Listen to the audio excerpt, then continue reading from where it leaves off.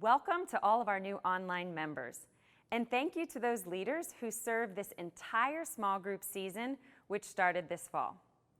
Over the summer, our Nativity message team takes a break from producing small group curriculums. Some groups may want to take a break too. But if not, we invite you to participate in one of the self-studies hand-selected by our group life directors. Check out the list of studies in the Small Group Leader Toolkit on our website. Thank you for carrying out our digital small group vision so that generation upon generations will come to know, love, and serve Jesus Christ. Hey small groups, welcome to week 3 of our series, The Book Club. We've been looking at these series of books called the Bible, and last week I talked about studying the Bible. I hope you had a chance to do that. If not, grab your study Bible and a pen right now, and you can do it right now while we are together for this time. So today we're going to talk a little bit about memorizing, which we all think we're no good at, but I'm going to challenge you on that. I don't think I'm good at it either, so I'm with you. If you've been around Nativity for any length of time, you know that this church exists for the lost. You know that we exist for the unchurched, that we like to talk about the people that are not in the pews. We love our people that are in the pews, but we are searching for the lost, as God asked us to do. Those that have fallen away from faith, that have found too many obstacles to coming back, those that never had a faith, those that think faith means having too many rules or too many scowls or too much judgment if they come back. We want to be a church that the lost and outsiders and unchurched would like to try, would like to come to. Nativity's mission is to love God, love others, and make disciples. It's called the Great Commission, and it's one of the last things Jesus said to his disciples and therefore to us. Love God, love others, make disciples. And when he said others, he meant everyone, not just the people that are easy to love. As a church, Christians are called to love the lost, and Jesus demonstrated this to us over and over again throughout his life. Those are my favorite stories of Jesus. They're my favorite ones to think about because I feel like I would have been one of those people, the woman at the well, or the woman pouring oil over Jesus' feet, or Zacchaeus climbing up a tree trying to get a peek at him. I would have been one of those people, and so I love those stories. Jesus just went out of his way for people like us, the sinners, the misbehaviors. He invited the most unlikely, unloved, unclean people to join him, to eat with him, to follow him. And they did. They loved him too.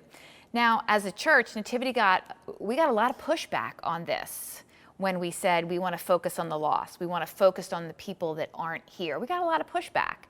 And I can see why. I think my mom was one of the people that said, well, what about me? What about the people in the pews that have been faithfully coming every Sunday? You don't want to appeal to me? And so I get that question. It's a good question. Why don't we focus on the people that we have here? We got thousands of people here. Well, there's a couple reasons for that. The first would be that Jesus demonstrated it to us, that we need to love the lost and seek the lost, the one sheep of 99 that's missing. Go after that sheep. But there's some other reasons too. I know some people that are lost, and I'm sure you do too. Perhaps you were a lost person once. I continue to be lost.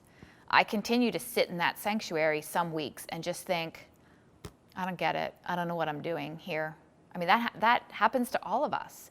And so when we speak to the lost, I think we're speaking to everybody. We're all lost. But also we know some people that are lost that we care about. One of my friends tells me she doesn't really believe in God, but she's going through the motions of church and faith and prayer just in case there is one. Then on the other side, she's good. That same friend also told me that she was too smart to believe in creation and to believe in the Bible. So that was kind of offensive to me, but that's okay. We're still friends. Another friend calls me and some of my neighbors Bible thumpers because we get together in the summer and do a Bible study together. So we're the Bible thumpers, and she doesn't say it in a positive way. Another friend that I have is completely unchurched, grew up with nothing, no faith-based, upbringing at all. And her daughter comes to our programs, our teen programs, and loves it and comes with some friends. But her mom and dad, my friends, continue to not come and are just kind of indifferent to it, even though their daughter is coming. So why do the lost matter to me? They matter because they're my friends and my family. And I know that there's something to this. I have, and we'll get to this when we talk about memorizing. I have been lost. I have been hungry for something more. In fact, I was for a really long time of my life just searching. There's got to be more to this. There's got to be more than this church thing. It can't just be this Sunday Mass for 45 minutes or an hour. And I spent a ton of time searching and was so discontent with my life. And I had everything, but I was searching in all the wrong places, right? We do this in physical fitness, in partying, in having lots of friends, and working really hard. I was just running after all the wrong things, and I was feeling the disappointment and the loneliness and all these things. And then I experienced what it's like to have a relationship with Jesus, to really believe in him and to grab on to the promises that he gave us. And once I experienced that, then I just wanted that for my friends and my family who would consider themselves lost. So our strategy here at Nativity for attracting the lost is through the music, the message, and the ministers. And I wanted to point out that those three things are not void of Scripture. So as we're studying Scripture and the Bible throughout this series, we should know, we should be aware of the fact that our entire strategy here to seek the lost is through Scripture. The music we choose has various verses of Scripture right in it, or a variation of it, or put into somebody's different words, but it is Scripture. The message is always full of Scripture, and Father White is a master at making it relevant to our lives. The ministers walking around here are servants. They are servants of the Lord, which is directly from Scripture, and they are making disciples by loving others, directly from the Great Commission. And so our strategy is very scriptural, and I want you to know that God can use Scripture to turn your life around too in a more personal way. I hope that when you came to Nativity, God began to turn your life around. But God can turn your life around with Scripture. So where is it that you might be feeling lost right now? What area of your life do you need help in right now? What area of your life is dead right now? Well, let's breathe some Scripture into some areas and see what happens. One of the reasons that I can talk about my faith with those people in my life that I consider to be lost people, and I don't know, maybe they'd be offended if I were calling them lost people, but one of the reasons I can speak to them is because I believe so deeply in some of the Scriptures. And the reason I believe so deeply in some of the Scriptures is because I have memorized some Scripture and I have applied it in a moment where I needed to be rescued. Okay, so let me give you some examples of that just to encourage you around the reason for memorizing Scripture. So the first one that came to my mind as I was preparing this message was, create in me a pure heart. Now that's just a few words of a Scripture. So I'm giving you permission. I don't know if Tom would agree with me or not, but I'm giving you permission to just memorize a portion of Scripture, if that works for you. The rest of that Scripture is, create in me a pure heart, O God, and renew a steadfast spirit within me. Create in me a pure heart are the words I say to myself when I am about to pick up my phone and text someone and say, did you see Daniel in the Zoom this morning? Has he combed his hair in 6 days or what? I would never do that, but maybe not to Daniel. But anyway, anytime I want to pick up my phone and just say something nasty, that is the verse that I recall to myself, create in me a pure heart. And then I put the phone down. Not every time, but that's the verse that God can turn me from that sin in that moment. The second verse I have memorized is Psalm 121. And I don't have the whole psalm memorized. I at one time did because I did a Bible study on the Psalms. And so I did at one time have it memorized. But now I just have a portion of it memorized. And I use it over my children when I'm really anxious about my kids and how they're doing and how I don't have control over everything in their lives anymore because they're teenagers. I sometimes pray this over their sleeping when they're sleeping, so don't tell anyone that. Don't tell them. They'll yell at me. Psalm 121, I lift up my eyes towards the mountains. Where will my help come from? My help comes from the Lord, the maker of heaven and earth. He will not allow your foot to slip. This is the part I really like for teenagers.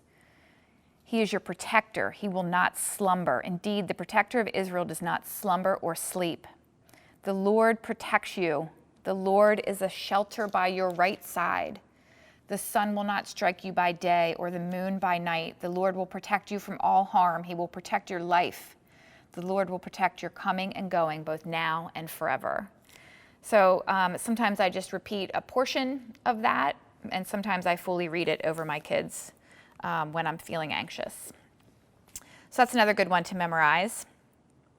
The next one that I love, this is probably my most favorite verse in the entirety of Scripture, is from the Old Testament. It's Isaiah 46, verse 4. Even to your old age and gray hairs, I am He.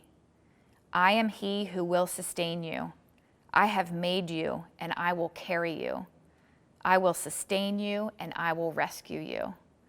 That's a verse that I repeat to myself anytime I need comfort, if I'm feeling depressed, if I'm feeling stressed out about something, if my thinking is going down a really negative path, I come back to that verse. And generally, again, it's not the whole verse, but I generally come back to, I will sustain you and I will rescue you. I made you. I will sustain you. And that brings me great comfort. The part of Psalm 139 that I love the most is all the days ordained for me were written in your book before one of them came to be. And so when I am really anxious about something that is about to happen or something that I think is going to happen, I will call to mind that verse. God already knows how this is going to end because He ordained every day of my life before one of them came to be. And if I am participating with Him, and if I am trying to be obedient, and I am praying, and I am spending time with Him, then this will turn out as best it could for me. This will be His will for me, good or bad. This will be His will. It's already ordained. It's already decided. And so I'm not going to stress about it. I'm just going to ask God to get me through it, whatever it may be. And so that is a favorite of mine to bring up as well. All the days ordained for you were already written in your book before one of them came to be.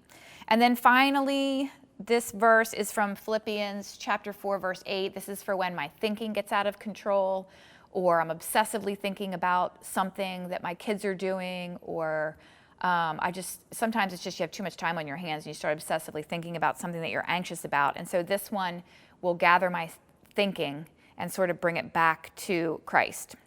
It's Philippians chapter 4, verse 8. Finally, brothers and sisters, whatever is true, whatever is noble, whatever is right, whatever is pure, whatever is lovely, whatever is admirable, if anything is excellent or praiseworthy, think about such things.